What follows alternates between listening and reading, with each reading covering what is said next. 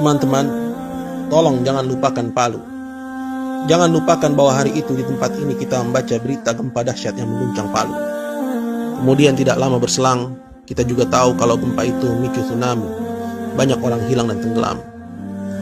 Lalu tiba-tiba kita dikagetkan dengan sebuah video amatir yang merekam sebuah hamparan tanah yang bergerak, pohon-pohon di atasnya berjalan. Ada sebuah rumah besar yang berjalan dan diikuti tiang BTS yang berpindah tempat. Kemudian kita melihat rumah satu persatu ambruk karena tanah di bawahnya yang berubah menjadi lumpur, dan orang-orang panik berlarian menyelamatkan diri dan keluarganya. Teman-teman, ingatkah bahwa saat itu kita mengira kejadian itu di pantai, air laut yang naik ke atas, tapi subhanallah, ternyata itu tanah yang mencair. Kok bisa? Percaya tidak percaya, video itu kita ulang berkali-kali. Mata kita tidak berkedip, otak berputar, hati berdegup menghayati kengerian orang-orang yang mengalami kejadian itu di sana. Ya Allah, bencana apakah ini? Ada apakah dengan bumi? Teman-teman, saat ini waktu sudah berlalu semenjak peristiwa itu. Masih adakah kengerian itu di dada? Atau masih terselipkah rasa mencekam itu? Duhai teman, tolong, aku minta jangan lupakan Palu. Pada peristiwa itu Allah ingin kita melihat bukan melalui ayat-ayat sucinya, karena sedikit yang beriman dan banyak yang tidak.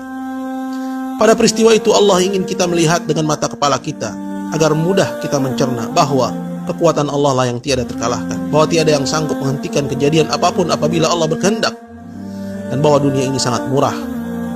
Amalan kita lah yang berharga. Teman-teman, tolong jangan lupakan Palu.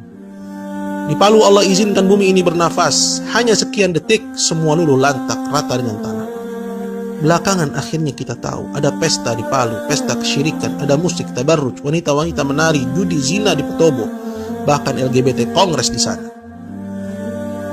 Teman-teman, kalau ada dari kita di sini yang masih melakukan kesyirikan, menyembah kuburan, memberikan sajian kepada laut, gunung, air terjun, mau bangun gedung, rumah, jembatan, menanam kepala kerbau, minta kesembuhan, motong ayam hitam kemudian bangkainya dibuang ke air terjun atau tempat tertentu, melakukan pesugihan, maka tinggalkanlah, karena kesyirikan sebab utama bencana.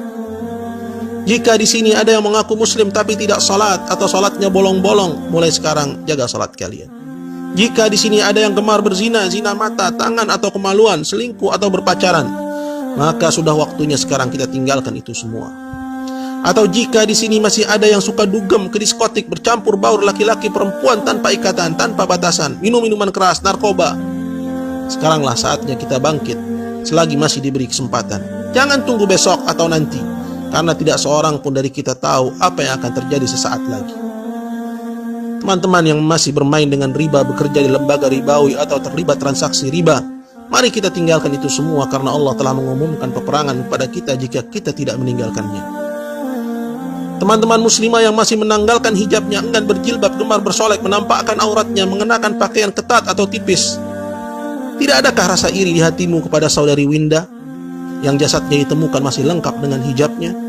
Jasadnya masih lemas dan tidak berbau meski sudah 14 hari tertimbun reruntuhan. Cadarnya melekat di wajahnya sampai-sampai tim SAR sungkan melepas penutup wajahnya. Dia mulia hidup dan matinya. Teman-teman, saya tahu yang paling berat memang meninggalkan musik. Dulu pun saya seperti tidak percaya bahwa Islam mengharamkannya. Tapi saat Allah jadikan kecintaan kepada Al-Quran di dalam dada, gandrungan kepada musik akhirnya banyak berkurang. Karena tidak akan bertemu kecintaan kepada musik dengan kekhusyuan mentadabburi Al-Quran. Saya yakin saat ajal nanti tidak satupun dari kita yang ingin diperdengarkan musik dambaannya, biduan idolanya. Saat itu satu-satunya keinginan kita, andaikan semasa sehat dulu kita menjadi ahli Quran. Tapi bagaimana bisa itu terwujud jika sampai sekarang tidak ada keinginan kita berlepas dari musik? Teman-teman, tolong jangan lupakan Palu. Itu cara Allah menegur kita agar segera kita kembali kepadanya, bertaubat dari segala macam dosa, bersemangat mempelajari agamanya dan mengamalkannya.